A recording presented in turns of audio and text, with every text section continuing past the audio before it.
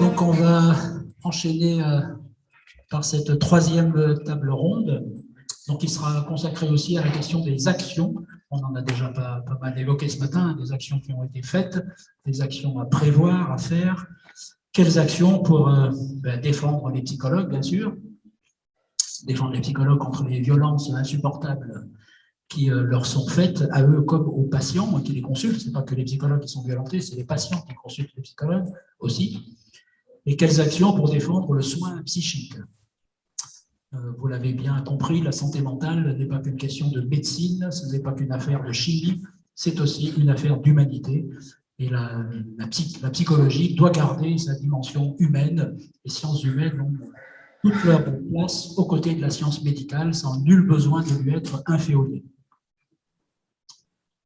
Alors, on va parler des actions politiques auprès des parlementaires, auprès des médias, auprès de la justice. On a déjà fait beaucoup de choses. On a envoyé des milliers de lettres aux sénateurs, aux députés. Mais qu'est-ce qu'on pourrait faire de plus fort, de plus puissant pour se faire entendre? On va parler de comment consolider la solidarité entre les psychologues salariés, psychologues libéraux, de toutes les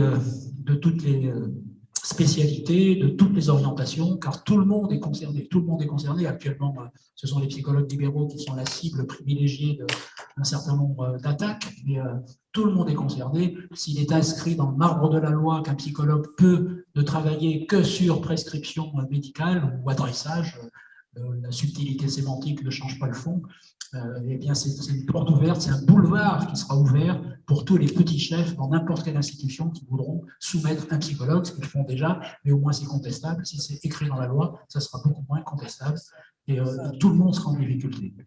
On va parler de comment mobiliser les universitaires, les étudiants de toutes spécialités, là aussi, de toutes options. Les universitaires qui ne sont pas toujours très présents, qui n'ont pas été très très présents à quelques exceptions près, comment on peut faire pour les mobiliser. Des initiatives de certains collectifs ce matin ont été énoncées. Et puis on va envisager aussi comment modifier, la question de savoir comment modifier la formation pour améliorer le statut des psychologues, notamment avec l'importance de dissocier le titre de psychologue du master. Actuellement, c'est plus possible. Il faut que le titre passe à un niveau de doctorat. Il faut dissocier le master du titre de psychologue du master, et que le titre soit donné à un niveau de doctorat. Ça redonnera aussi à l'université sa mission première, qui n'est pas une mission de former des professionnels, mais qui est une mission qui consiste à distribuer le savoir au plus grand nombre. Ce n'est pas du tout normal qu'on ne puisse pas accéder à un master de psychologie. Tout le monde a le droit. Or, on devrait avoir le droit d'avoir un master de psychologie. Ça sert à tout le monde, c'est utile à tout le monde, à toutes les professions, c'est utile dans la vie de tous les jours. Par contre, le titre de psychologue devrait être donné à un niveau doctoral et plus à un niveau master. On parlera de tout ça. Comment aussi garantir au niveau de la formation la pluralité des approches dans toutes les spécialités de la psychologie, ce qui n'est pas le cas actuellement. Pour discuter de tous ces points, il y a des psychologues de terrain, il y a des médecins, des enseignants, des universitaires. Donc Arnaud Chiche, qui est avec nous, qui a fondé le collectif Santé en danger, Maud Vinet, qui est du Syndicat national des psychologues, Evie Stivattaki, qui est du Collège des psychologues de l'ARIS, Boris Guimpel, qui est membre de l'Association française de thérapie cognitivo-comportementale, Cécile Bourdet, qui fait partie du collectif des 39, du Printemps de la psychiatrie, et Pascal Le Maléfant, qui est du Syndicat national des psychologues. On va tout de suite commencer avec Arnaud Chiche, parce qu'il est très pressé, donc on va lui demander d'intervenir en premier pour ensuite pouvoir le libérer. Alors Arnaud, vous êtes donc médecin, on vous connaît, vous êtes médecin, anesthésiste, réanimateur, vous avez fondé le collectif Santé en danger.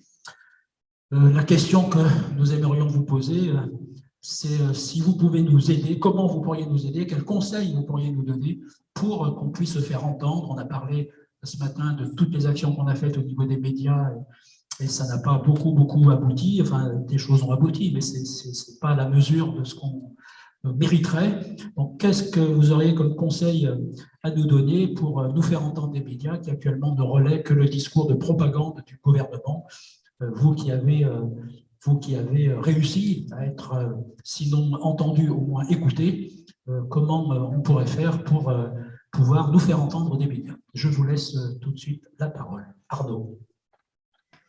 Bonjour à tous. Bonjour à tous. Merci de m'avoir invité. Je suis honoré et puis ravi d'échanger avec vous et puis d'essayer de vous filer un petit coup de main en vous racontant un peu mon expérience. Bon, alors donc je suis anesthésiste réanimateur, je suis pas psychologue, même si en vous écoutant, je me disais qu'en fait en anesthésie, on fait un peu de psychologie aussi avec nos patients quand on les voit arriver, qu'ils ont peur, qu'il faut les rassurer, etc. Donc finalement, bon, c'est vrai que dans mon métier, je pense que je fais plus de psychologie que ce que je pourrais le croire, même si une fois que le malade il dort, c'est le champ de la psychologie est assez réduit. Bon, alors. Je suis assez pragmatique. Alors, je vais essayer d'être efficient dans mon propos. J'ai combien de temps? Je dois parler combien de temps? 5 à 8 minutes. OK. Bon. Eh bien, écoutez, je vais tout de suite rebondir sur votre introduction. Une des clés pour réussir à se faire entendre, c'est simple, c'est qu'il faut combattre le corporatisme. Alors, combattre le corporatisme, qu'est-ce que ça veut dire? Vous avez listé 5, 6 organisations. J'ai entendu un collectif, un syndicat, des collèges. Premièrement, vous devez vous unir. Et même si vous n'êtes pas d'accord sur tout, vous devez établir en fait une liste de points de convergence. Et même s'il n'y en a que 1 ou 2 ou 3, ça suffira. Ça, c'est le premier message.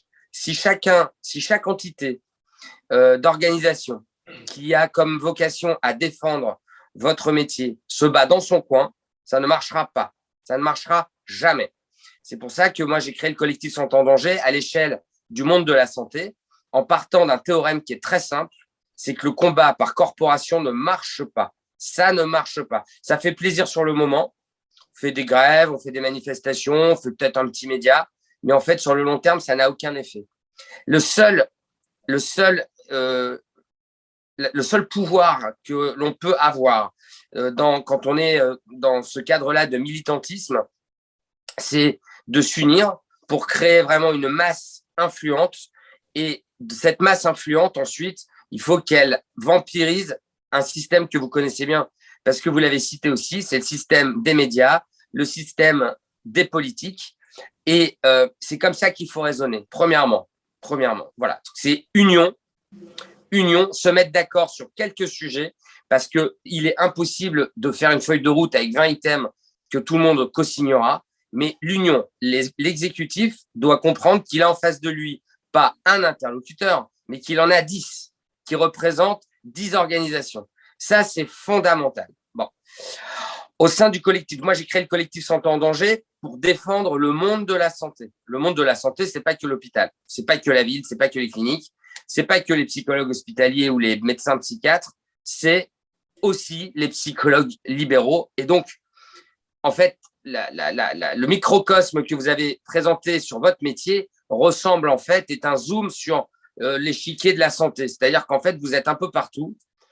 Donc, à plus grande échelle, le collectif Santé en danger, de la même manière que vous, milite, fait un lobbying oppressant dans le but de tordre le cou aux tutelles qui sont quand même, pour ne pas dire déficientes, insuffisantes sur beaucoup de décisions qui concernent la santé. C'est pour cela que j'ai créé le collectif, parce que même si je respecte les syndicats, bien sûr, et que je respecte les autres collectifs, moi, je me suis rendu compte qu'il manquait quand même quelque chose. Donc, c'est pour ça que j'ai essayé d'apporter ma pierre à l'édifice. Nous, au sein du collectif Santé en danger, et bon, j'ai des contacts réguliers avec Camille, nous, on est un vecteur de communication pour vous. Le collectif, lui, son but, c'est d'être ouvert aux professions qui en ont besoin. Donc, en fait, j'ai déjà expliqué à Camille, elle le sait, on a déjà fait des lives, j'essaie de partager vos informations. Vous devez considérer le collectif Santé en danger comme une tribune qui sera utilisée par vous comme vous le souhaitez. Qu'est-ce que ça peut vouloir dire? Ça peut vouloir dire des diffusions de débats, des diffusions de live, des diffusions d'articles, tout ce que vous voulez. Nous, en fait, on a un organe de communication. On a un organe de communication parce qu'en fait, il y a la page Facebook, quand même le réseau principal. Mais vous savez, on est très actif également sur Instagram, Twitter, LinkedIn. Bon. Et comme vous le savez aussi, c'est vrai qu'on a la chance d'être très médiatisé. Alors, pourquoi on est très médiatisé? Parce que, en fait, on arrive à faire le lien entre l'actualité sanitaire qui se passe en France, d'une part, d'autre part, sur on fait le lien entre donc l'actualité sanitaire, les insuffisances du système de santé aujourd'hui, mais surtout, on montre bien qu'on est force de proposition. Et moi, quand un média me téléphone et qui veut me faire parler, par exemple, de la vaccination des enfants, je rebondis toujours sur les urgences pédiatriques qui sont fermées dans certains hôpitaux, le retentissement psychique de la population qui est à prendre en compte avec, en regard du retentissement psychique de la population, finalement, une offre de soins psychologiques qui est insuffisante. Vous en êtes un exemple, mais le secteur de la psychiatrie à l'hôpital, c'est pareil. Le médico-social, c'est pareil. Et donc, en fait, c'est pour ça qu'on a réussi à être médiatisé. C'est-à-dire que, vous savez, les médias, vous aurez beaucoup de mal à être contacté par un média qui voudra exclusivement s'occuper de votre sujet. Ce que vous devez viser, c'est des médias qui vont s'intéresser à la santé mentale, par exemple, ou au retentissement dans la société des restrictions sanitaires. Quelle est l'offre de soins possible? Donc, à mon avis, c'est ces axes-là que vous devez défendre. Et quand vous serez contacté par un média qui s'intéressera à la prise en charge de la santé mentale en France, au retentissement psychique de 20 mois de pandémie, là, vous pouvez profiter de l'ouverture pour placer vos revendications en tant que psychologue. Vous comprenez? On ne viendra jamais vous voir pour dire « Alors les psychologues, on voudrait vous inviter sur LCI pour vous nous parler de votre métier. » Enfin, je pense que vous n'y arriverez pas. Donc, il faut prendre des items beaucoup plus larges. Ensuite, il y a quand même des personnalités qui commencent à être un peu influentes dans les médias qu'il faut à tout prix contacter. Il y a Alice Desbioles, je ne sais pas si vous la connaissez, mais je vous invite à vous intéresser à elle et à vous rapprocher d'elle parce qu'elle est très active. C'est une fille que je connais, je pourrais vous mettre en relation. Et il y a également dans le même profil une fille qui s'appelle, je crois que c'est Marie-Astrid Dupont, qui est en fait la compagne d'un ami et c'est pareil, qui est très active. Ces personnes-là qui, elles, sont bien implantées dans les médias peuvent être pour vous un moyen de peut-être être plus médiatisé sur le long terme.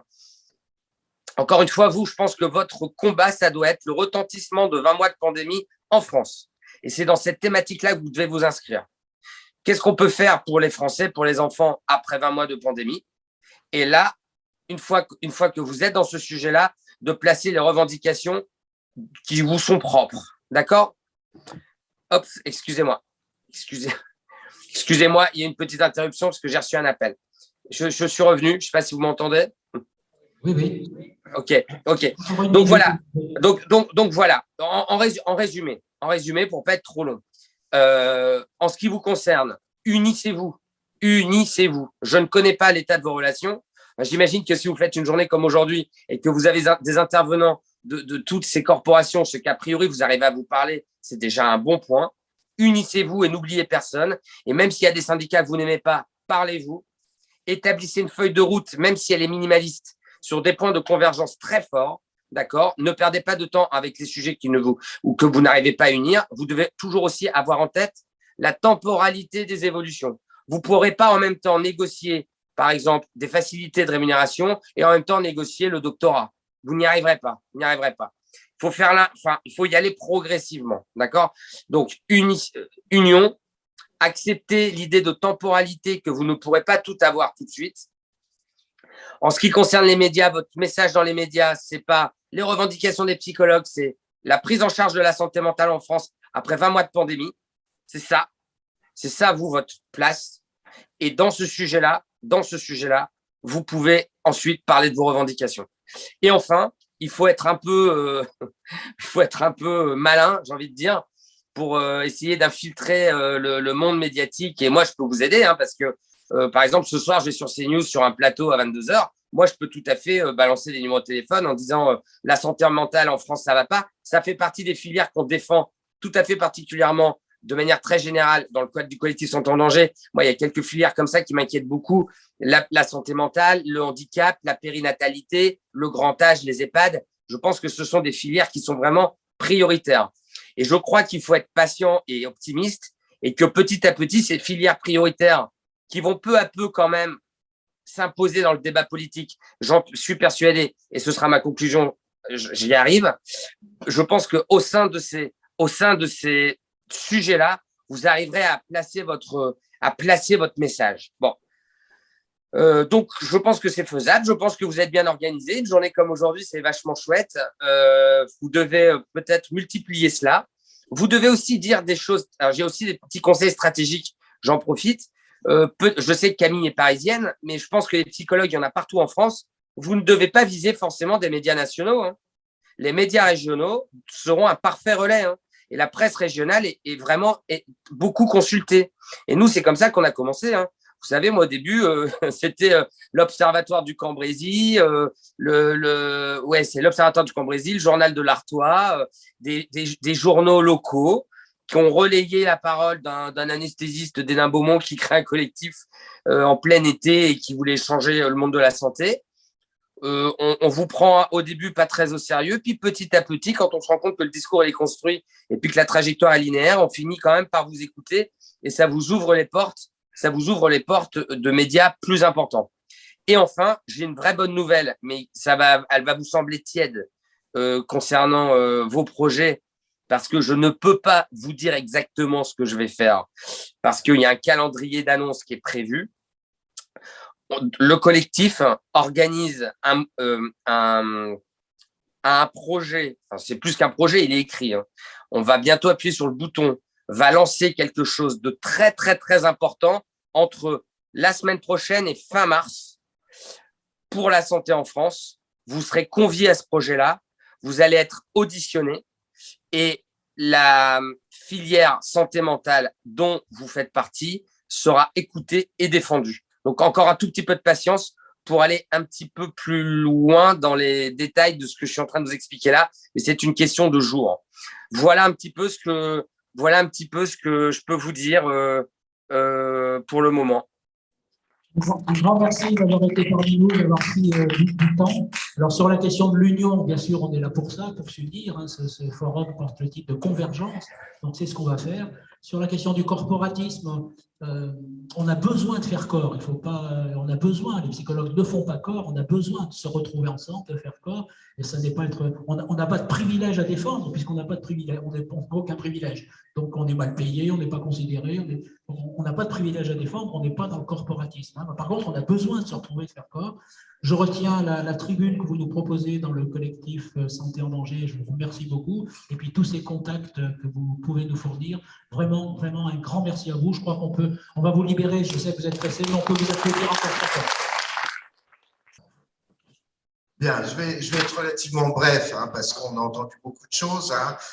Sur l'ensemble des points qui ont été d'ailleurs très largement et très finement, hein, pointés ce matin, hein, je vous rappelle que le SNP il travaille depuis longtemps, que les mesures étaient, je veux dire, qui sont arrivées là en cascade ces derniers temps, c'était prévisible depuis un certain temps. Je dirais de façon très très nette depuis 2005, c'est-à-dire la loi sur l'inclusion, hein, ça annonçait les catastrophes à venir, hein, et puis après il y a eu voilà, et on a été un peu à toutes les étapes, hein, pour dire, hein, déjà le refus des expérimentations, mais ça n'avait pas à ce moment-là forcément d'écho. Alors vous retrouverez tout ça dans Psychologue et Psychologie, hein, et sur le site du SNP tous les communiqués qu'on a pu faire.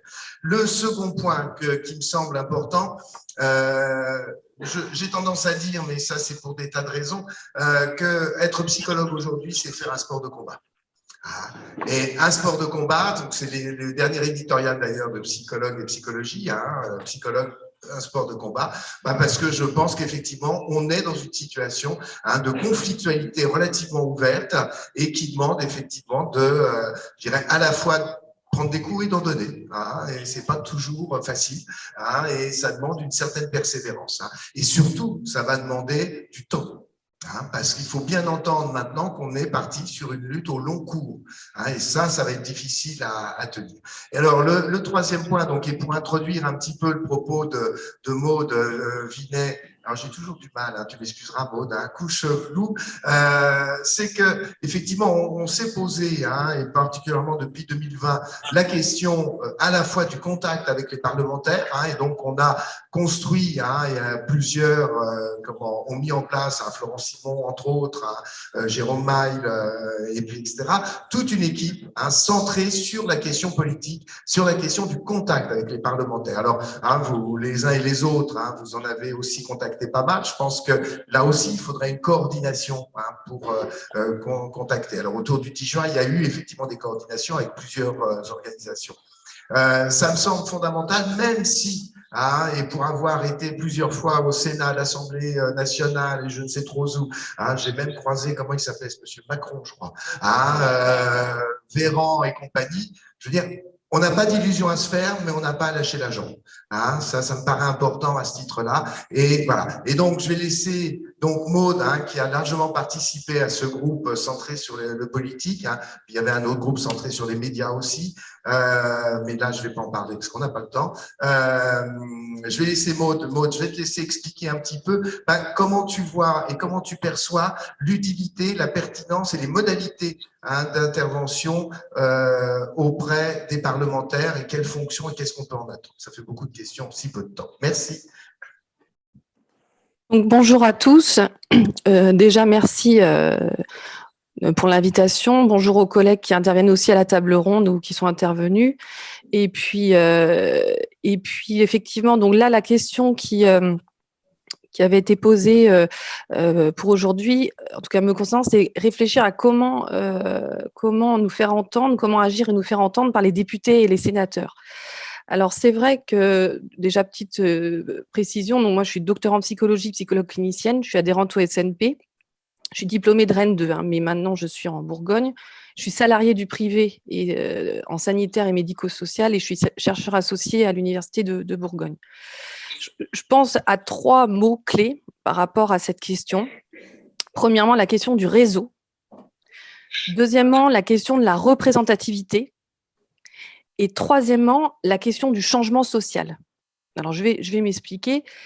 La question du réseau, c'est créer, maintenir et développer les liens avec les parlementaires. Donc, effectivement, Patrick Anjeraout a précisé qu'il y avait eu pas mal d'actions effectuées. Il y a eu des actions individuelles, il y a eu des actions collectives.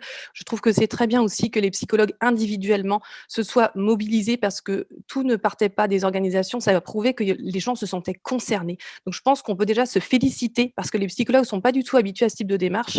On a les travers de nos bons côtés qui sont d'être dans une posture plutôt de retenue et de s'activer derrière les rideaux plutôt que devant. Et de féliciter aussi les psychologues qui se sont présentés sur les plateaux télé, présentés auprès des parlementaires, présentés dans la presse. Moi, j'ai fait certaines choses également. C'est un exercice qui est compliqué. Et on a aussi des collègues qui se sont manifestés, je dirais, politiquement sur parfois pris sur le vif quand il y a eu des visites d'hommes politiques, etc. Donc, il faut vraiment s'auto-féliciter par rapport à tout ça. C'était extrêmement important et il faut le poursuivre. Alors, la crise de notre profession, elle est politique. Il faut bien avoir ça en tête parce que cette nécessité d'interagir avec le monde politique, il vient du fait même de cette loi. Le nœud de notre problème aujourd'hui vient de cette loi qui est passée dans le PLFSS, qui est, je rappelle, le projet de loi de financement de la sécurité sociale. Donc, il y a bien cette notion de financement aussi, hein. On est contraint par une loi qui s'appuie sur des modalités financières. Donc, les choses à effectuer, en tout cas, il y a plusieurs éléments à prendre en compte par rapport à ce lien aux parlementaires. Et ça s'inscrit dans une culture, je dirais, du lobbying, mais du lobbying intelligent, c'est-à-dire comment faire passer des idées, comment exister. Le premier point, je dirais, c'est de prendre conscience que les parlementaires, donc les députés et les sénateurs, sont nos interlocuteurs privilégiés. Parce que ça coule pas de source. Quand je préparais les entretiens avec eux, quand on va sur les documents, enfin sur le site du Parlement, on voit qu'il est notifié qu'ils sont élus pour représenter la nation. Les psychologues, ils sont citoyens aussi avant d'être psychologues, ils doivent nous représenter, ces gens-là. Je dirais même qu'ils ont besoin de nous représenter, c'est-à-dire que nous, on a une demande, mais on est parfois beaucoup trop à penser à se mettre dans une posture un petit peu de besoin, mais ces gens-là ont aussi besoin de porter des matières, porter un discours, donc ils ont aussi besoin qu'on leur donne ces éléments-là, donc on est intéressant pour eux. On a eu d'ailleurs des questions ouvertes et des questions écrites. Nous, on a été sollicités, je dis nous, Ce matin, il y a eu des collectifs de présentés. Moi, je ne pouvais pas être présente, mais en Bourgogne, on a, entre autres, il y a eu d'autres collectifs. On a monté le collectif des psychologues citoyens qui regroupe des psychologues salariés privés, publics et des libéraux et des personnes affiliées, non affiliées. On n'était pas tous affiliés.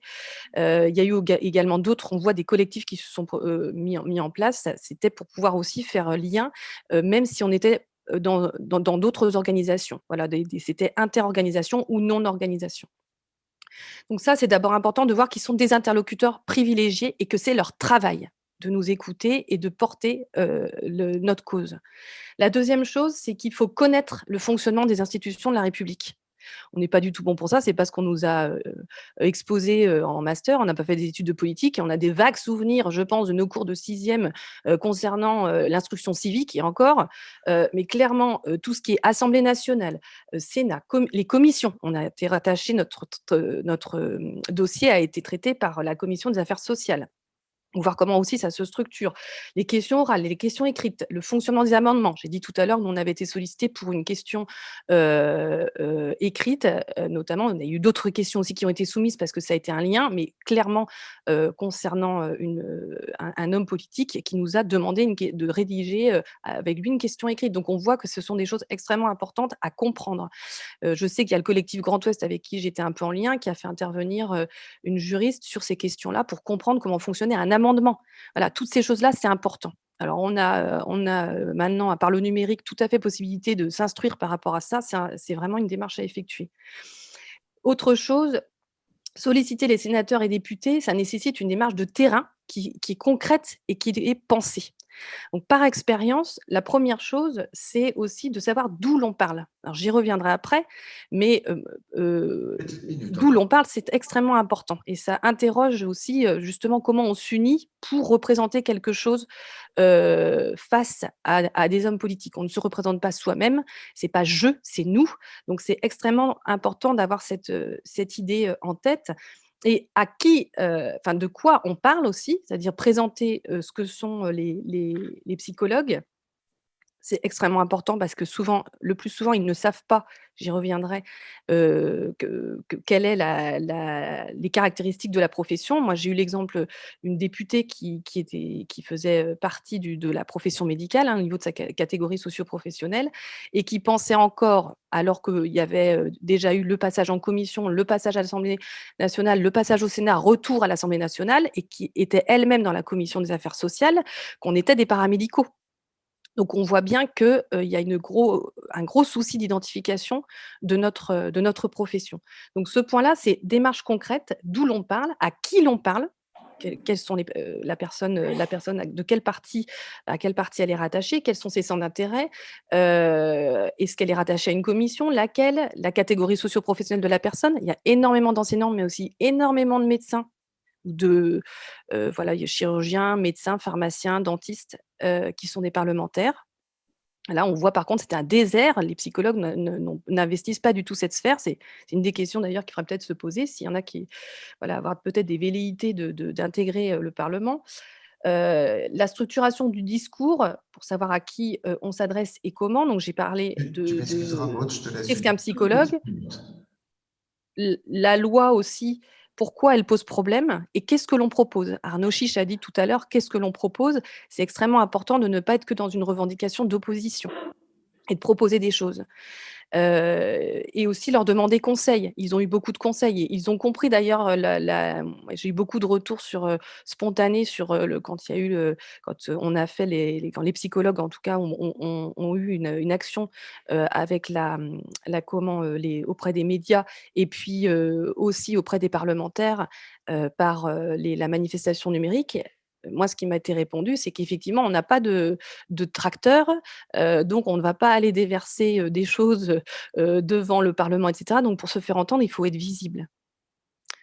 La prise en compte du contexte est important, c'est-à-dire que là, il y aura un avant et un après PLFSS. La manière de parler avec les parlementaires ne va plus être la même, mais on doit maintenir et développer le lien. Donc ça peut être d'avoir en tête que là, va y avoir des élections qui vont être extrêmement importantes, les élections législatives, les élections présidentielles. Donc ce sont des opportunités. On doit avoir une posture d'ouverture et de lien Donc, de garder ce lien et de le faire vivre.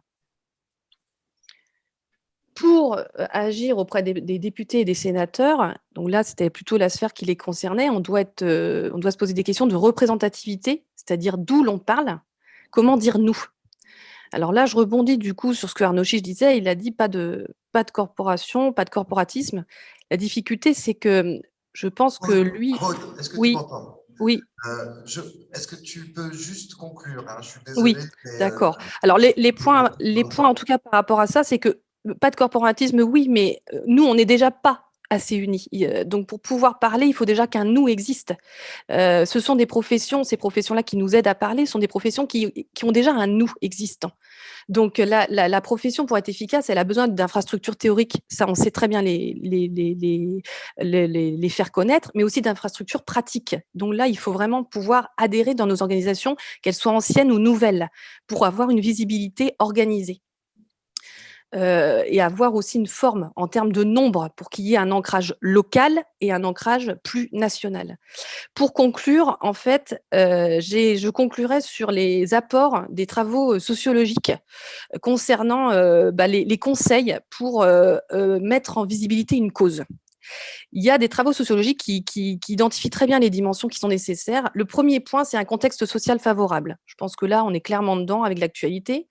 L'agrégation de ressources financières et l'agrégation de ressources de travail. Donc ça passe par nos organisations. La constitution d'une organisation pour les soutenir qui soit d'envergure nationale. Donc là, c'est passé sur une modalité plus nationale de nos représentations. La participation d'individus et d'organisations externes au mouvement. Donc là, je pense que voilà, faire des liens aussi avec les autres, avoir comme Arnaud Chiche le disait, c'est extrêmement important. Et une sensibilisation de l'opinion publique. C'est le 5e point qui est mis en avant dans ces travaux sociologiques. Donc, enjeu de santé publique, oui. Promotion de la cause, oui. Il y a par les intérêts politiques déjà de cette exigence de santé publique dans laquelle on est actuellement. Et une visibilité territoriale et médiatique avec des différents supports, notamment les supports numériques. Donc, être en lien avec les hommes politiques, c'est se faire entendre. Et pour se faire entendre, il faut d'abord se faire voir. Voilà, ce sera le mot de la fin, pour ma part. Merci. donc, je le disais, donc je vais laisser la parole à Evie qui va se présenter sur la question des recours au Conseil d'État, c'est-à-dire aussi l'utilisation du juridique. Alors, pourquoi cette question-là? Parce qu'on avait travaillé à Evie, Albert, etc., sur un dépôt de recours au Conseil d'État, pardon, à propos de l'arrêté du 10 mars, pour voir ce qui pouvait être fait à ce niveau-là. Est-ce qu'il y a des nouvelles actions qui peuvent être faites? Est-ce que aussi on peut se poser la question, si juridiquement parlant, c'est-à-dire la référence au droit, c'est quand même quelque chose qui peut être pertinent. On ne connaît pas le droit en règle générale, c'est pas notre cursus, c'est pas notre formation, et on a un petit problème de rapport au droit, je dirais de façon générale. Mais est-ce que dans le droit, on peut se poser la question de la légitimité, voire du droit tout simplement, qu'a le médecin à poser une prescription à quelqu'un qui n'est pas paramédical? Merci Patrick. Evie Stivaktaki, je suis psychologue clinicienne. Je suis membre du collège de psychologues de l'ARIS. Je travaille dans un CNPP. Je travaille à Libéral aussi. Et j'enseigne aussi en tant que chargée de cours la psychologie clinique et la psychopathologie à l'université d'Amiens.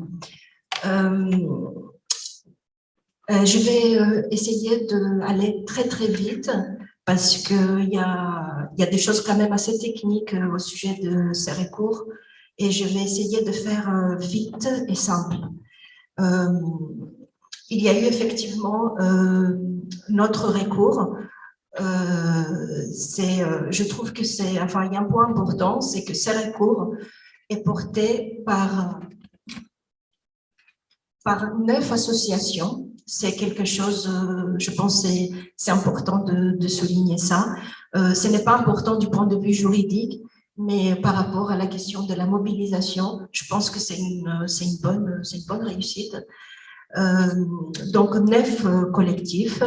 Le collège de psychologues de l'ARIS où il appartient, le syndicat national de psychologues, le collège de psychologues de l'APSI, Les SURP, le Séminaire interuniversitaire européen de recherche en psychopathologie et en psychanalyse, l'Association Quelle Hospitalité pour la Folie, l'Association de psychologues de la Fondation Vallée, l'Association Figure Psychodramatique, la Société française de psychiatrie de l'enfant et de l'adolescent et disciplines associées, l'Espace Résilience et la CPA, Société européenne pour la psychanalyse de l'enfant et de l'adolescent, qui a soutenu aussi ce recours. Voilà, le recours a été déposé en juin 2021. La réponse du ministre à ces recours est arrivée au mois de décembre et on est actuellement en train de rédiger notre réponse. C'est un travail assez compliqué parce que dans sa réplique, le ministre voilà, il met le paquet, c'est une réponse où il y a plein de références et en fait, il est quasiment dans notre terrain, c'est-à-dire avec des références bibliographiques, il nous explique ce qui est pertinent du point de vue de la science et ce qui n'est pas pertinent.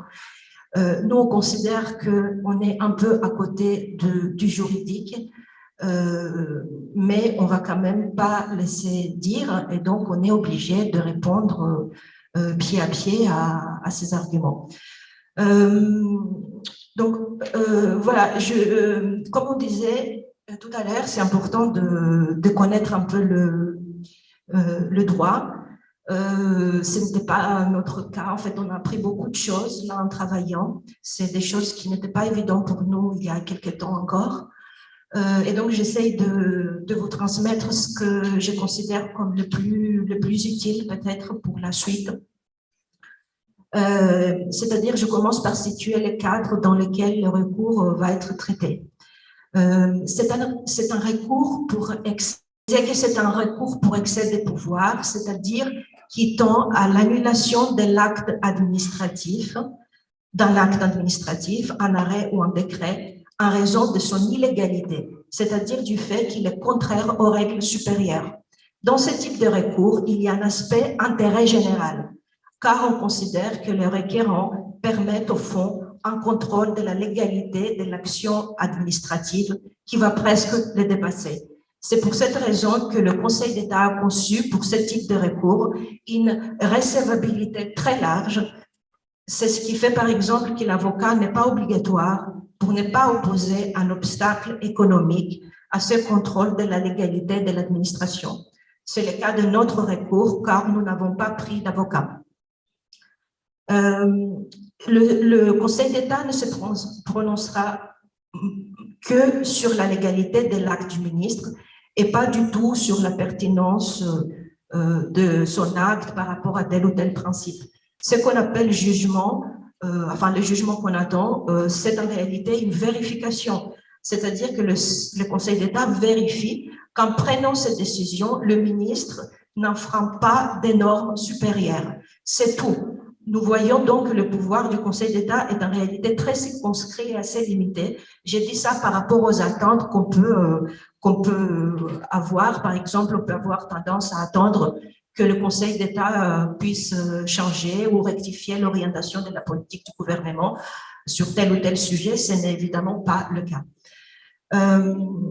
Je vais présenter très rapidement notre argumentation dans ces recours. Donc, il s'agit, comme vous savez, de la mise en place de plateformes qui prendront en charge les troubles dits du neurodéveloppement. Il y a d'abord eu un décret. Le décret prévoit que les psychologues qui réaliseront des interventions précoces dans le cadre de ce dispositif devront justifier d'une expertise spécifique et donne compétence au ministre pour définir cette expertise spécifique. Vient ensuite, naturellement, l'arrêté où le ministre doit exercer la fonction dont l'a chargé le décret de définir cette expertise. Dans ce cadre, le ministre dit que le psychologue qui participera à cette plateforme devra utiliser 3 méthodes thérapeutiques. 3 méthodes thérapeutiques de la même orientation et il les nomme. Nous soutenons dans ces recours qu'en définissant et en imposant les méthodes thérapeutiques, Il dépasse le champ de sa compétence et la fonction dont le décret l'a chargé, qu'il ne respecte donc pas les normes supérieures. Le ministre justifie cette prescription des méthodes thérapeutiques en se prévalant des recommandations de la Haute Autorité de Santé. Dans notre mémoire, nous avons soutenu que ces recommandations n'ont pas une portée obligatoire et que donc le ministre ne peut pas s'y référer comme à une norme. Il ne peut pas nous les imposer en gros, et que ces recommandations dont le ministre se prévaut ne vont pas du tout dans son sens, c'est-à-dire qu'elles ne disent pas ce qu'il dit qu'elles disent. On est ainsi doublement couvert d'une certaine manière. Il y a aussi des arguments plus périphériques qui ont trait à l'indépendance du psychologue, la liberté du choix pour les patients, le titre unique du psychologue, etc. De manière générale, nos motivations et les buts de ces recours étaient de défendre la liberté de nos pratiques, du choix de ces pratiques, d'exprimer le refus qu'elles soient imposées et de défendre le droit des patients d'en avoir le choix. Pardon? Oui. Si j'ai seulement une minute, je n'ai pas le temps de parler de la haute autorité. Enfin, je voulais, puisqu'on parle des actions possibles, de l'importance, je peux prendre un petit temps supplémentaire. Voilà, je vais essayer d'aller très très vite. Nous avons vu, oui, donc je disais que les recommandations de l'HAS, de la Haute Autorité de Santé, n'allaient pas, ne disaient pas ce que le ministre disait dans l'arrêté, c'est-à-dire ne parlait pas de ces trois méthodes. Nous avons pu ainsi soutenir que les recommandations de la Haute Autorité de Santé n'avaient pas la portée que s'obstinait à leur donner le ministre. Parce qu'en fait, on avait cherché dans les textes, on était extrêmement surpris de constater que nulle part dans ces textes n'était mentionné noir sur blanc les méthodes qu'il prescrivait le ministre. En fait, nous avons constaté que les recommandations de la Haute Autorité de Santé n'étaient pas suffisamment explicites dans la désignation afin que le ministre puisse s'en prévaloir pour appuyer son propos. Nous avons aussi travaillé dans les marges qu'il y avait entre ce qui est latent et traverse les recommandations comme logique ou comme idéologie et ce qui est expressément dit. Les recommandations de la Haute Autorité de Santé sont issues d'un travail collectif. Les rapports de force qui a présidé à leur rédaction à l'issue de groupes de travail constitués dans ces buts avaient sans doute donné un aspect plus lisse au texte final. Je pense que le texte final de recommandation est marqué par les limites que se sont imposées respectivement les différentes forces qui ont présidé à sa rédaction. Là où je vais en venir, c'est que du moment où on essaye de dégager des pistes d'action, je pense qu'il serait intéressant de se pencher sur le processus d'élaboration des recommandations de la Haute Autorité de Santé qui ne tombent pas du ciel. En fait, il y a un travail d'élaboration derrière. Les organisations représentatives des professionnels et des associations du secteur social et médico-social peuvent solliciter la Haute Autorité de Santé pour l'élaboration des recommandations conformément à la loi. Il y a pour cela un formulaire d'inscription au programme de travail d'élaboration des recommandations. Bon, l'idée, c'est qu'il faut, enfin, c'est une idée parmi d'autres, qu'il faut essayer d'y être et d'essayer de peser sur la rédaction de ces recommandations. Actuellement, il y a une saisine de la Haute Autorité de Santé par l'association de patients hyper, super TDAH France sur la question « Quelle modalité de soins pour les personnes qui présentent un trouble déficit de l'attention ?» Voilà, cette demande vise les recommandations. En fait, il s'agit de compléter les recommandations de 2014 parce qu'il y a déjà des recommandations sur le TDAH de 2014. Les recommandations de 2014, que la nouvelle recommandation viendra donc compléter, ont été élaborées suite à la saisine de la même association de parents hyper super TDAH France, soutenue par la Société française de la psychiatrie de l'enfant et de l'adolescent et la Société française de recherche et médecine du sommeil. Il faut quand même que je conclue sur ces points. c'est sans doute grâce à la participation de la SFPEA-DA au groupe de travail que nous avons aujourd'hui des recommandations équilibrées qui donnent une place à l'approche psychanalytique à côté de l'approche cognitivo-comportementale. C'est sur ce travail préalable de la SFPEA-DA que nous avons pu nous appuyer dans le cadre de ces recours. J'ai dit ça pour voir quand même comment les choses se travaillent derrière et comment finalement le travail que cette association a fait à ce niveau-là a pu être récupéré par nous pour qu'on puisse avoir des arguments dans le cadre de notre recours. Et donc, ça va un peu l'idée de la convergence parce que nous, en fait, quand on a essayé de trouver des arguments pour notre recours, on s'est appuyé sur le travail des associations et sur les luttes antérieures. Et donc, c'est important de savoir que les recours, c'est peut-être une voie, mais si on peut aussi être, bien sûr, dans la rue, mais aussi au sein de la haute autorité de santé, où les psychologues sont complètement absents. Enfin, il n'y a pas de collectif de psychologues qui font partie des groupes de travail pour ces recommandations, pour la rédaction de ces recommandations. Et il faut savoir que le ministre, c'est là-dessus qu'il se base pour nous imposer les méthodes de ces choix. Voilà, j'avais d'autres points, mais on n'aura pas le temps. Merci.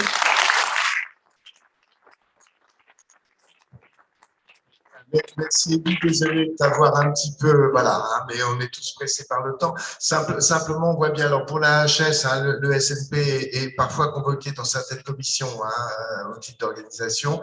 Je pense que c'est important d'y être et effectivement, ce que tu nous rappelles bien, c'est qu'on a aussi intérêt à travailler sur le droit et à faire des recours quand c'est nécessaire de façon à pouvoir trouver une place. Bien.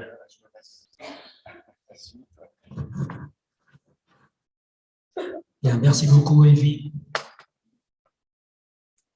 Alors, on va poursuivre. Bon, malheureusement, on était un peu ambitieux. On pensait qu'un débat serait possible. Je ne sais pas. Je sais que les questions sont posées. On va les répertorier, puis on fera des écrits pour répondre à toutes les questions qui seront posées.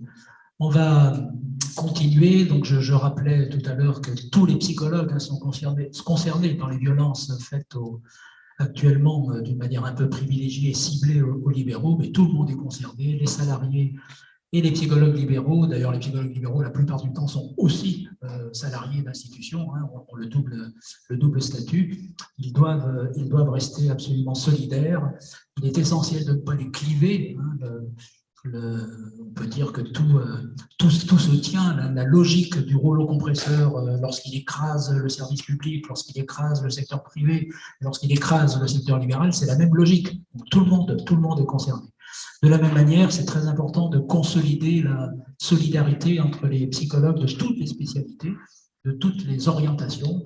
Et c'est la question que je vais poser à Boris Guimpel, qui est membre de l'association française de thérapie cognitivo-comportementale, association qui appelle au boycott, je crois, c'est bien ça, voilà, qui appelle au boycott de ces dispositifs absolument insupportables qui sont élaborés à l'égard de la profession.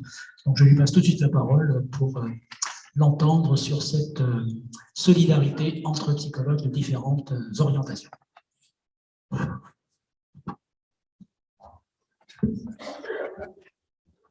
Alors, je suis content d'être là. Bonjour, je suis Boris Guimpel, je suis directeur de la communication de la FTCC, donc je suis très content qu'on soit là.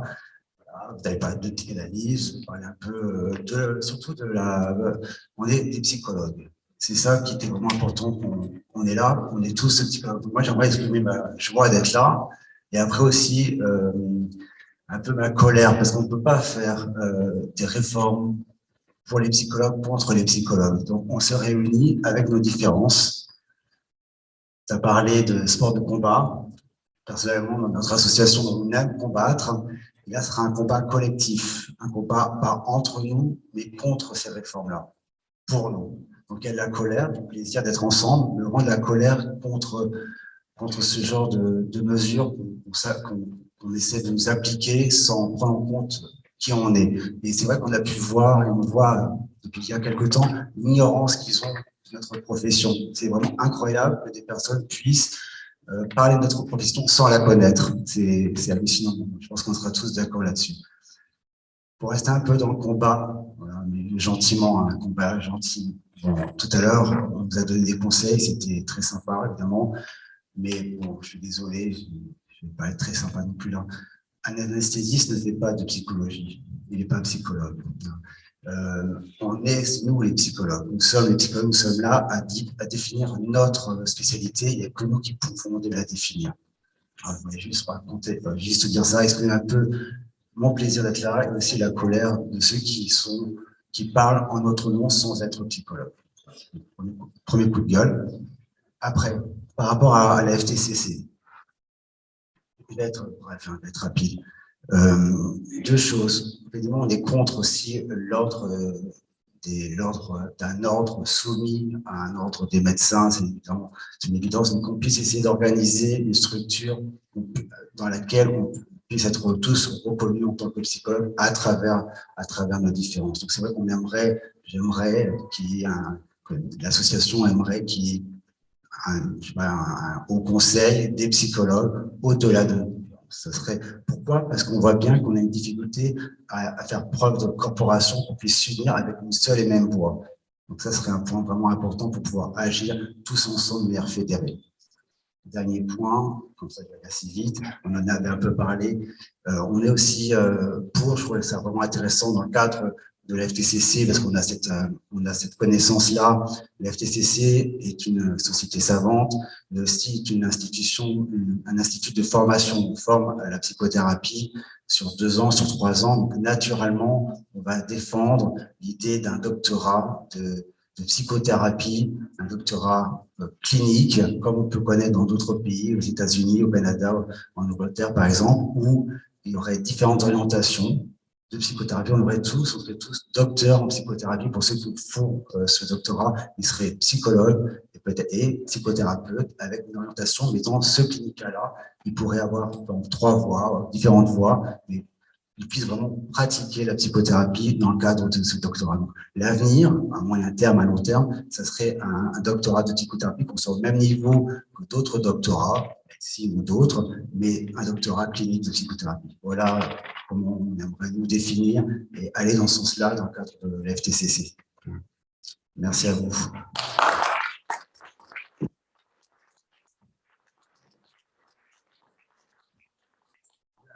Merci Boris. Je ne savais pas si on pouvait mettre dans une même salle des gens TCC et des gens lacaniens. Je pense que c'est possible quand même. Et on voit bien qu'il y a 2 niveaux logiques. Il y a le niveau de l'identité professionnelle en tant que psychologue et il y a le niveau des identités théorico-cliniques. Et qu'on a intérêt peut-être, et jusqu'à maintenant, ça a été dit ce matin, il y avait une confusion, je dirais, entre les 2 niveaux. Non, ce sont 2 niveaux logiques. Je parle bien au sens de logique mathématique, 2 niveaux hétérogènes, qu'il faut pouvoir les combiner, qu'on a intérêt effectivement à trouver des points communs. Ça a été dit aussi tout à l'heure. Ça ne veut pas dire qu'on est d'accord sur tout, et qu'on peut avoir des régionalités épistémologiques relativement différenciées, tout en ayant effectivement des points d'accord sur certains aspects concernant la profession elle-même. Et alors, du coup, je remercie Boris de m'avoir permis d'enchaîner en quelque sorte, puisqu'on va parler avec Cécile Bourdet de la question universitaire et de la question de la formation. Ça a été dit aussi tout à l'heure par Albert. Alors, d'une part, il y a une question générale. Comment mobiliser les universitaires dont un certain nombre ne sont pas des praticiens?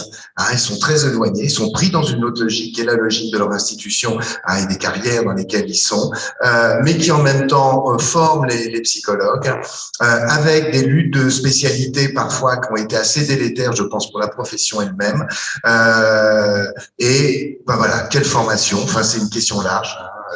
Je laisse donc le micro que je désinfecte avec passion.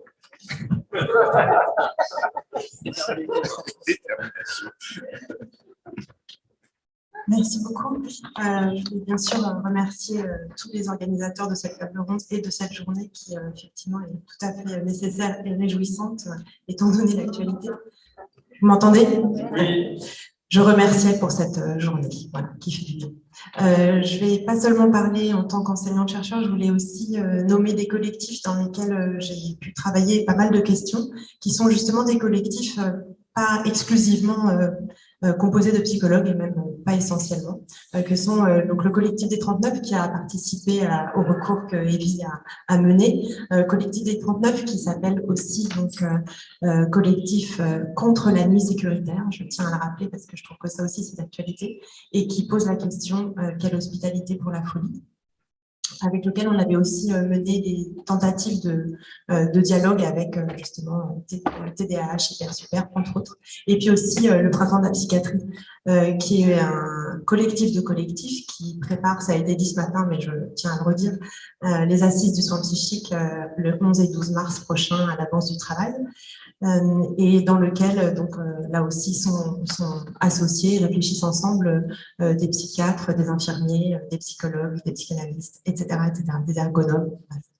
C'est important pour moi, précisément, de montrer qu'on n'est pas du tout, pas seulement dans le corporatisme, même si, effectivement, il faut parler de cette question, de ce qui nous rassemble et de comment, précisément, on évite les clivages à l'intérieur de la psychologie. Parce qu'effectivement, il me semble que c'est un des problèmes qui sont, pour moi, un des problèmes à résoudre vraiment d'urgence, parce qu'on est certes 100 ici, au moins une centaine ici à Montreuil, et au moins 200 derrière les ordinateurs, mais il me semble que précisément, si on ne pose pas cette question des clivages et de la formation, on risque de se retrouver de moins en moins nombreux, et on sait qu'on a justement une longue marche devant nous avant de gagner de façon un peu certaine des places plus assurées, des statuts plus assurés. Et donc cette question de la formation des psychologues, elle est justement au carrefour entre ces différents clivages à la fois qui ont été énoncés ce matin entre les universitaires d'un côté et les psychologues de l'autre, et entre les universitaires entre eux et entre les psychologues entre eux. Et précisément, il me semble que, bon, alors on n'a pas le temps de refaire l'historique de tous ces clivages, et bien sûr, ils sont tout à fait, on peut les raconter dans leur historicité, mais ce qui me semble éclairant, premièrement, c'était le geste de Fraisse dans les années 60 qui a demandé à ce que la psychologie au niveau du CNRS, et donc pour la recherche, soit sortie des sciences humaines et pour être mise dans les sciences du vivant. Donc sortir la psychologie des sciences humaines, c'est un des problèmes, il me semble, auxquels on est confronté aujourd'hui, parce que du coup, ça rend problématique la pluralité de la psychologie, qui, justement, sortie des sciences humaines, perd déjà une partie de sa pluralité, enfin, en tout cas de ses accroches externes, et cette perte de ses accroches externes et de la possibilité de son implication dans un paysage scientifique, je crois que ça l'amène aussi du coup à se scléroser à l'intérieur d'elle-même et ensuite à l'intérieur de chacune des spécialités. Voilà, moi je voudrais intervenir sur cette question-là, c'est-à-dire comment finalement on a en partie, c'est seulement pour le CNRS qu'on a enlevé la psychologie des sciences humaines, mais force est de constater que moi, quand j'ai fait mes études de psychologie, j'ai fait un doc de sciences humaines. Aujourd'hui, ça n'existe plus, et aujourd'hui, on fait un doc, une licence d'ailleurs, les docs sont plus mentionnés, mais de psychologie exclusivement. Et à l'intérieur de chacune des spécialités de la psychologie, donc tout le monde sait, il y a la psychologie sociale, ergonomique, cognitive, développementale, clinique et pathologique, et qui j'oublie, neuropsychologie. Bon, bref, donc il y a différentes spécialités, mais ce qui est remarquable aujourd'hui, et la question qu'on peut poser, c'est comment la pluralité est aussi de plus en plus absente à l'intérieur de chacune de ces spécialités. Et puis au-delà, bien sûr, comment on peut dialoguer entre spécialistes de ces différentes orientations de la psychologie, donc ce qui peut nous séparer. Donc, puisque donc une des questions pour connaître le paysage des psychologues à l'avenir, sachant que donc ces psychologues sont formés à l'université, on est donc bien obligé de poser la question de cette formation première à l'université, même si bien entendu, ce n'est pas le seul lieu de formation des psychologues, très certainement. Donc, il me semble que donc, dans la pratique des psychologues, une des choses qui fédèrent, c'est que les psychologues doivent être formés à la rencontre, être formés à l'écoute, être formés à la complexité humaine. Et évidemment, du coup, dans ce cadre, pour comprendre la complexité humaine, il n'y a rien de mieux que la pluralité théorique, méthodologique, paradigmatique, épistémologique, etc. Et puis, donc, il se trouve que moi, je me suis intéressée à la question du développement des enfants et qu'évidemment, pour comprendre la souffrance d'un enfant ou même son développement, et bien là aussi, la complexité me semble absolument nécessaire, sachant que ces enfants sont aussi furieusement pris dans des complexités familiales et des histoires singulières. Donc cette formation à la compréhension de la singularité, eh bien, elle doit être apportée par, cependant, aujourd'hui, l'université. Alors là, je vais rentrer dans des techniques qui ne passionneront pas tout le monde, mais j'espère quand même vous faire comprendre l'importance de cette technique. C'est que donc, pour recruter des enseignants-chercheurs qui vont donc eux-mêmes former les psychologues, eh bien, on passe aujourd'hui par ce qu'on appelle le CNU, le Conseil national des universités. Et ce Conseil national des universités, en la section 16 pour la psychologie, est celui qui décide de ce qu'on appelle la qualification, qui va permettre à un candidat doctorant de devenir ou non maître de conférence et ensuite professeur des universités. Donc cette instance, donc ce CNU, qui est composé des enseignants-chercheurs élus par leur pairs, par les enseignants-chercheurs eux-mêmes. Donc c'est ce CNU qui décide quels sont les critères sur lesquels on va retenir la possibilité de devenir enseignant-chercheur à l'université. Or, il y a plusieurs années maintenant, le CNU de psychologie a décidé de limiter, de conditionner la possibilité de candidater en tant qu'enseignant-chercheur à un certain type de publication. Certains types de publications, ce sont des publications qui vont être malheureusement essentiellement des publications de type quantitative, dites internationales, mais donc essentiellement américaines, et donc qui orientent très sensiblement les référentiels théoriques et épistémologiques des candidats. Ça veut dire quoi? Ça veut dire très clairement que les doctorants, les docteurs qui ont une thèse de psychologie clinique et pathologique, par exemple, ou de psychologie du développement basée sur une approche qualitative, une approche de la singularité, ne pourront pas être recrutés. Voilà, tout simplement, puisque on recrute donc sur la base de publications les plus nombreuses possibles dans des revues quantitatives. Donc, ça veut dire que structurellement, on est dans une situation, dans la qualification des enseignants-chercheurs, c'est une restriction qui nous amène à terme à un changement, et qui est déjà en train d'opérer, c'est-à-dire un changement du paysage de qui sont les psychologues aujourd'hui, puisqu'ils ont été formés essentiellement par des enseignants qui ont été eux-mêmes passés par ce critère du quantitatif.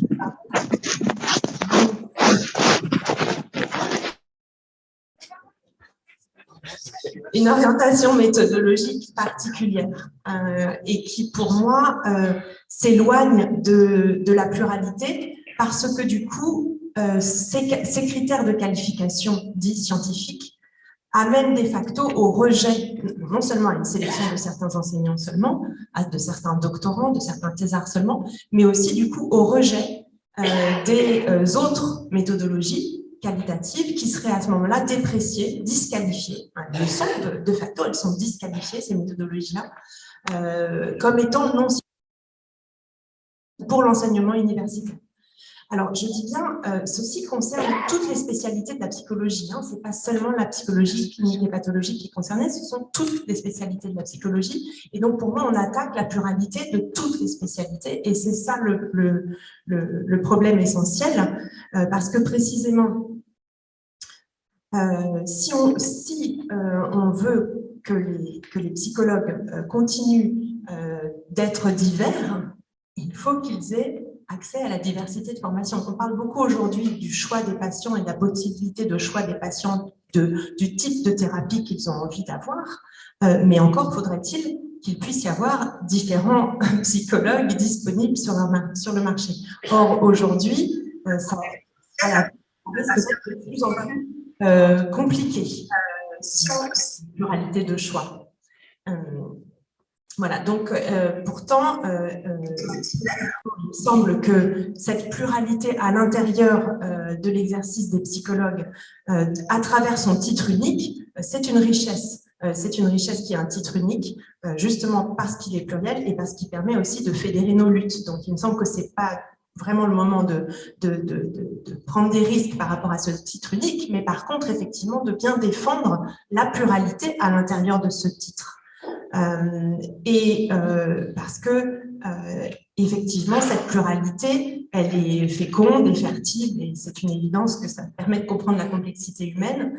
Mais je voudrais insister sur le fait que aujourd'hui, je constate que les étudiants ont parfois du mal à réouvrir et à entendre des choses justement au-delà de la psychologie quantitative.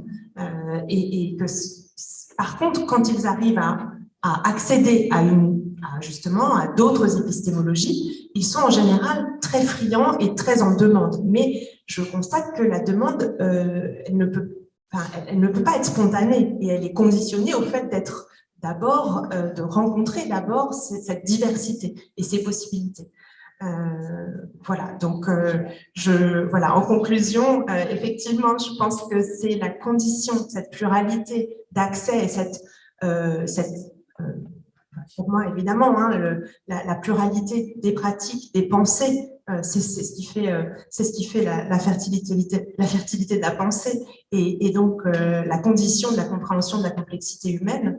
Et évidemment que c'est ce qui conditionne aussi la possibilité de notre lutte commune, de nos convergences et bien sûr la mise en lumière qui nous est proposée, enfin, la possibilité de mettre en valeur les prises en charge différenciées, notamment autour des conséquences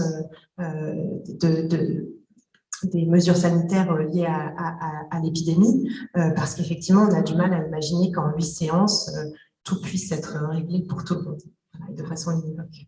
Merci. Merci beaucoup, Cécile. Alors, bien sûr, voilà, vous avez vu comment tout est lié, tout est interdépendant. Ce qui se passe à l'égard des psychologues et ce qui se passe à l'université, c'est lié, ça va ensemble, ça tient ensemble, c'est les mêmes logiques. Et c'est pour cela que les universitaires doivent absolument se mobiliser pour lutter contre ce rouleau compresseur, encore une fois. Alors, on va continuer à parler de la formation. Bien sûr, on va déborder un tout petit peu, on va prendre quelques minutes supplémentaires, mais avoir l'ambition de réaliser une telle convergence avec autant de mouvements, autant de luttes qui s'unissent dans un espace aussi réduit, on est obligé de pousser un petit peu les murs. Donc, j'espère que vous nous pardonnerez. On va continuer en parlant de cette idée de doctorat professionnel qui a été évoquée. Et je disais tout à l'heure qu'il est urgent de dissocier le titre de psychologue du master. Le master est évalué, tout le monde a un master. C'est un diplôme de 2e cycle, alors que les DESS étaient des diplômes de 3e cycle. Donc on a rétrogradé avec le passage au LMD. Dans la plupart des pays en Europe et ailleurs, on ne peut rien faire avec un master de psychologie. En Italie, on ne peut rien faire du tout, juste faire passer quelques tests. En Suisse non plus. En Espagne, il faut avoir travaillé 3 ans à l'hôpital pour pouvoir être indépendant, être psychologue indépendant. Enfin, dans la plupart des pays, il faut une formation longue après le master pour pouvoir travailler, non seulement comme psychothérapeute, mais comme psychologue.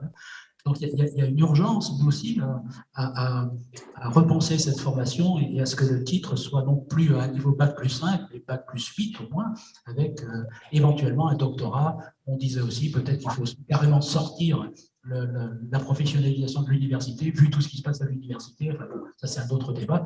En tout cas, sur la question de cet éventuel doctorat professionnel. Si tout le monde avait un doctorat, si la formation était reconnue à un niveau de doctorat pour tous les psychologues, eh bien la parole des psychologues aurait vraisemblablement un autre poids face au pouvoir médical et au pouvoir public. On n'en serait certainement pas là où on en est actuellement.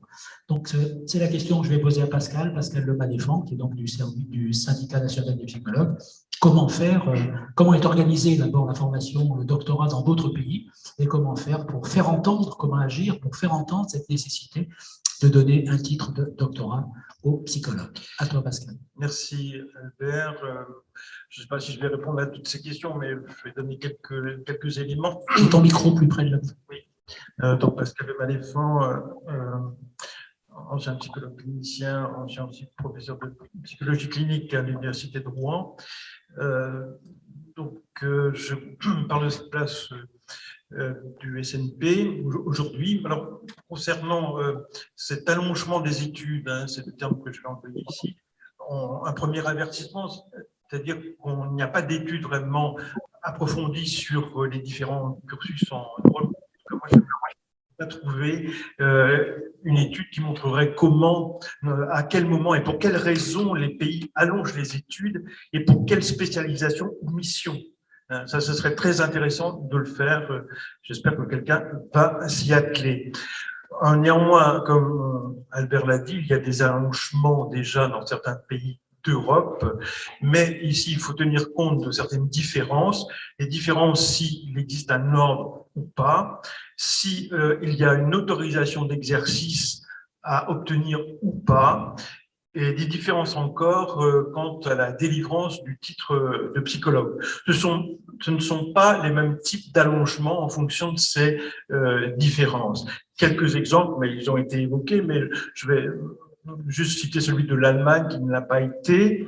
Le titre de psychologue s'obtient à l'issue du master, mais pour exercer la psychothérapie, par exemple, il faut effectuer 3 à 5 ans d'une formation onéreuse en se spécialisant dans une pratique et une théorie, dont la psychanalyse.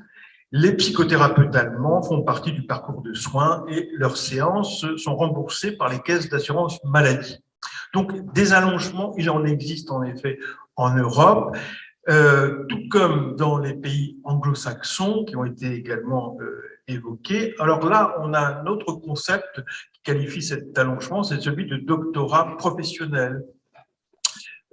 Mais si on regarde un peu de près ce qui se passe aux États-Unis comme au Canada et également en Angleterre, en Royaume-Uni plutôt, il faut bien souvent en plus du doctorat professionnel, il faut un agrément et une certification par une instance ordinale.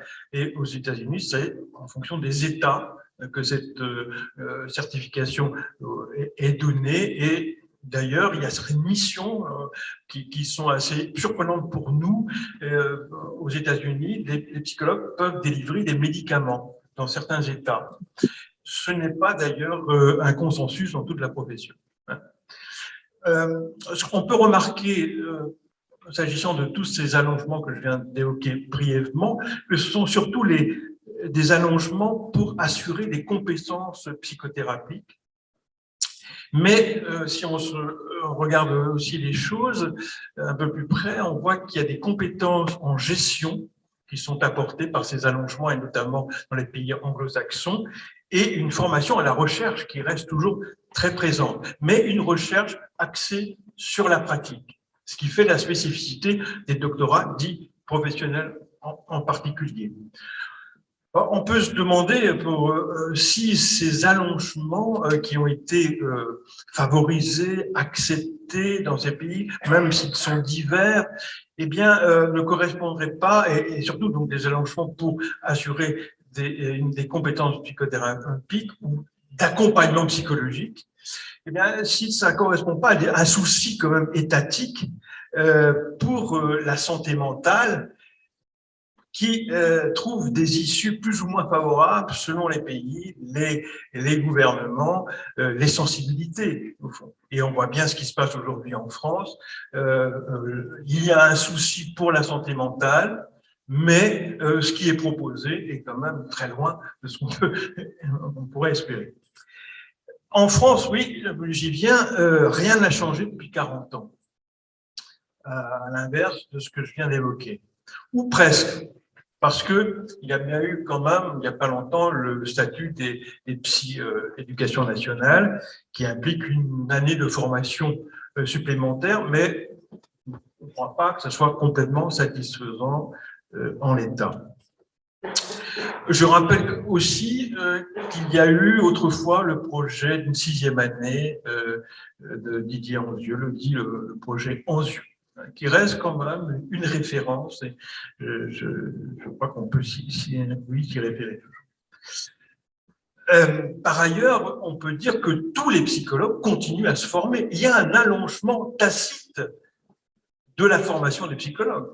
Il existe cet allongement, mais pour l'instant, il n'est pas reconnu comme faisant partie intégrante de leur niveau statutaire. Oui, parce que les psychologues sont sérieux, ils continuent de se former. Ils continuent de se Ils former. n'ont pas attendu Macron ou quelqu'un d'autre pour savoir qu'il faut se former. Donc l'allongement, il existe déjà. Et c'est un scandale, parce que justement, c'est ça qui doit être reconnu. Alors, c'est pourquoi en 2018, c'est pourquoi, je ne sais pas si c'est la bonne formule, en 2018, en tout cas, le ministère de l'enseignement supérieur a proposé que l'on réfléchisse à un type d'allongement au sein d'un groupe de travail où se sont retrouvées différentes organisations comme la SNP, la FFPP, la SFP, etc. Et ce qui nous a été dit, on en fait partie, c'est pour ça que je me permets d'en parler, ce qui nous a été dit dans la première séance, c'est qu'on devait, avec cet allongement, cette réflexion sur l'allongement de la formation des psychologues, améliorer l'insertion, valoriser la profession, c'est le terme employé, et trouver des débouchés hors titre. Voilà ce qu'on nous a annoncé en 2018. Donc, nous avons débuté notre réflexion là-dessus, assez enthousiasmé, je dois dire quand même, assez surpris aussi. Et ce travail s'est fait dans un contexte qu'on peut relever, c'est-à-dire qu'il y avait à l'époque et toujours une masterisation de plusieurs professions, une augmentation donc des niveaux de compétences, une augmentation des niveaux de compétences professionnelles selon les critères de l'UE. L'UE pousse à ce que les professions augmentent leurs compétences. Et les universités, par ailleurs, sont aujourd'hui obligées de tenir compte de l'insertion professionnelle de leurs étudiants. Donc ça, c'était le contexte, en plus de ce qu'on nous avait proposé. Pascal, quand tu dis une insertion hors titre, peut-être qu'il faut bien préciser que l'idée, il me semble, c'est que ceux qui mériteraient le titre de psychologue ne seraient que ceux qui travaillent dans le champ de la santé mentale. Les autres ne méritent pas le titre parce qu'ils ne sont pas dangereux, ils ne menacent personne. Il y avait un petit peu ça. Oui, il y avait un petit peu ça, mais il y avait surtout ce que tu as dit tout à l'heure, c'est-à-dire que tout le monde pouvait avoir un master, mais tout le monde ne devenait pas psychologue. Et que faire pour ceux qui obtenaient le matériel de psychologie sans devenir psychologue? Alors, ce groupe a travaillé jusqu'en début 2021, et en septembre 2020, il y a eu un communiqué que vous avez peut-être lu, de point d'accord entre toutes ces organisations, qui me paraît important de rappeler. Le premier, que le titre de psychologue doit être déconnecté du master, qu'il doit y avoir un allongement dans un 3e cycle, que à la place du master, il doit y avoir un diplôme national de haut niveau qui valorisera en effet la profession et qui limitera aussi le nombre de titrés pour mieux les répartir sur le territoire. Ces points d'accord, c'était une nouveauté quand même pour la profession. On n'en était jamais arrivé jusque-là auparavant. On se mettait d'accord là-dessus. Mais il y a eu une fin de non-recevoir qui s'est fait sentir assez fortement de la part du ministère, par les allers-retours entre notre groupe, les propositions de notre groupe et les cabinets du ministère, et notamment du ministère de la Santé.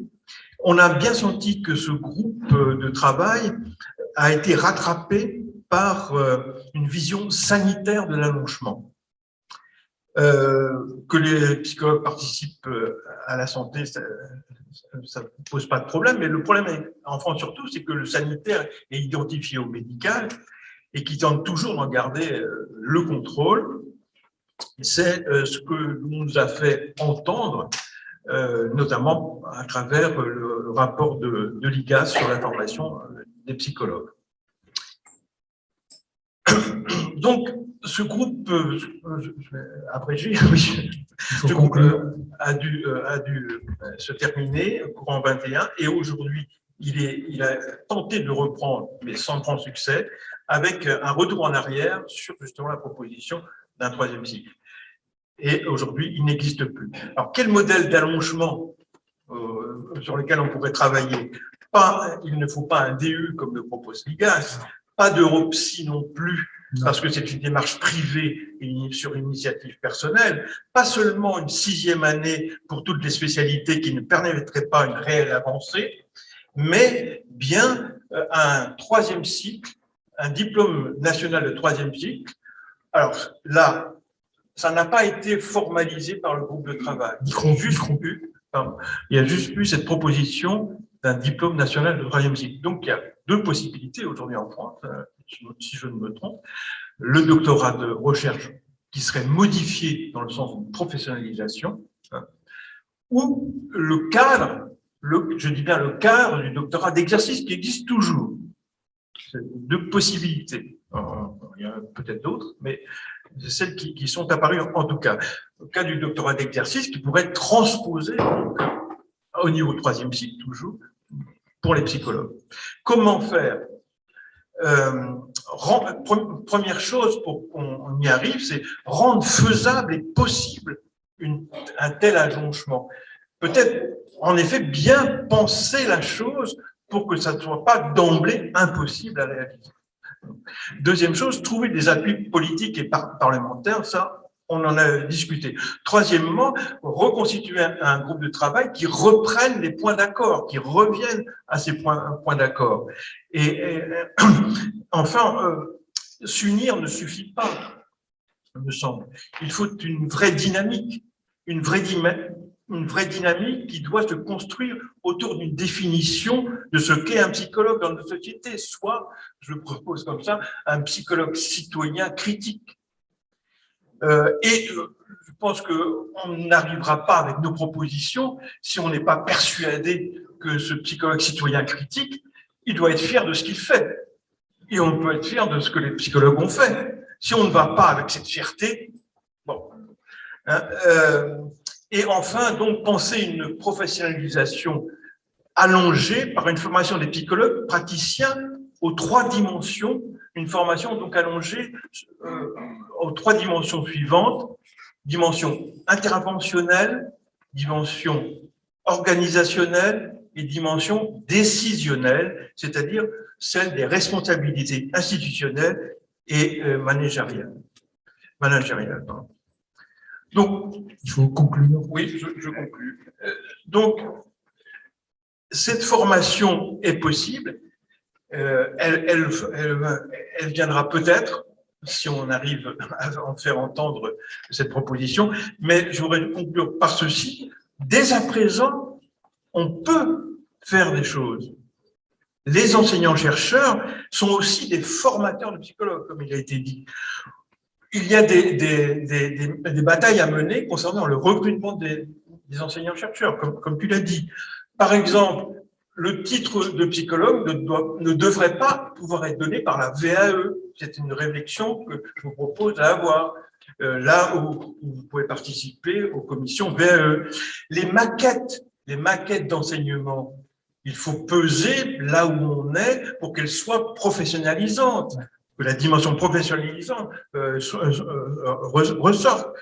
Bien, et je terminerai par ça, que l'arrêté de 2006 soit vraiment appliqué à la lettre par tous les enseignants-chercheurs. Merci. Merci Pascal pour ce rappel. Merci pour cette idée d'un citoyen citoyen critique. Merci beaucoup. Patrick, 3 secondes si tu veux dire. Juste 3 secondes. Oui, oui. Voilà, Non, c'était juste pour compléter. Hein, le groupe allongement des études a continué. Il a continué, mais il s'est terminé un petit peu de façon tendue et conflictuelle, puisque le CNU et un certain nombre d'autres organisations ont opté pour une 6e année uniquement. Alors, je ne rappellerai pas les arguments de Pascal par rapport à ça. Une 6e année, ça ne sert pas à grand-chose. Ça alourdit pour les étudiants, ça coûte plus cher et ça n'avance à rien. Derrière, il y a aussi le projet toujours Europsy qui cavale encore. Moi, je pense qu'il faut un doctorat parce que l'enjeu derrière, alors en dehors de la masterisation de l'ensemble des professions, tous les paramédicaux sont masterisés, vont être mastérisables dans peu de temps. Voilà. C'est parce qu'il faut effectivement sur le terrain une pratique et là, la modification, mais comment Albert en parlera s'il veut, la modification des programmes ne va pas dans le sens d'un renforcement de la professionnalisation, bien au contraire. Et on apprend en faisant, comme je dis, c'est la théorie du vélocipède. On peut savoir plein de choses théoriquement, tant qu'on n'est pas monté sur un vélo, on ne sait pas faire. Et donc voilà, c'est la même chose pour la pratique. Et derrière aussi, l'idée du doctorat, c'est qu'un certain nombre de psychologues qui le souhaitent puissent avoir des responsabilités institutionnelles. On doit pouvoir avoir une équipe, éventuellement, s'occuper d'une institution, avoir une équipe dans laquelle il y a des psychiatres, des psychos, il y a etc. et être en position de responsabilité institutionnelle. Merci Patrick. Effectivement, la modification des programmes ne va pas dans le sens de la collaboration avec les praticiens, au contraire, c'est mettre de plus en plus dehors, exclure de plus en plus les praticiens de l'université. Je me suis battu toute ma carrière pour que la formation professionnelle regroupe autant de praticiens, sinon plus que d'universitaires, et ça va. Il faut vraiment que les universitaires se battent pour que l'université soit ouverte aux praticiens et que le praticien intervienne en vrai dans la formation des psychologues. Et que les professionnels aussi se battent pour ça. Et ce doctorat professionnel, il ne doit pas être il doit être au même niveau que le doctorat de recherche. Il ne doit pas y avoir de hiérarchie. Il n'y a pas ceux qui font de la recherche qui pensent et puis les autres qui exécutent. C'est pour ça que moi je tiens beaucoup au terme de doctorat professionnel ou professionnalisant et non pas doctorat d'exercice. Le terme exercice, ça laisse supposer que certains pensent et d'autres exercent. Non, c'est un doctorat professionnel avec toute la noblesse de la professionnalité des psychologues. Bien, ce que je propose, on est obligé de s'arrêter, je propose que tous ceux qui sont en Zoom, et alors YouTube, ils ne peuvent pas, parce qu'on ne peut pas les entendre, mais que tous ceux qui sont en Zoom ouvrent leur micro pour que les présents en présentiel, en vrai, et les présents en virtuel applaudissent tous les gens de la table ronde et qu'on entende les applaudissements. Je remercie tous les